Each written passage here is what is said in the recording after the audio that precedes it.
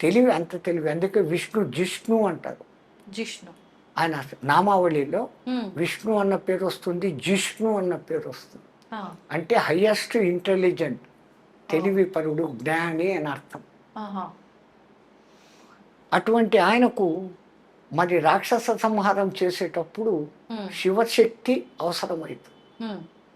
శివుడికి జ్ఞానం లేదు అనలేం, ఆ, కానీ బలము అత్యంత గొప్ప బలం. ఉమ్.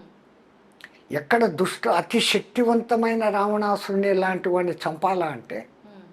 శివశక్తి తోడ్పడాలి. అంజనాదేవి హనుమంతుని తల్లి తపస్సు చేసింది శివుని గురించి. ఉమ్. శివుడు ప్రత్యక్షమయ్యాడు. అమ్మ నీకేం వరం కావాలో కోరుకోను, నీ అంశతో నాకు కొడుకు కావాలా, నీ తేజస్సుతో నాకు కొడుకు కావాలా అని.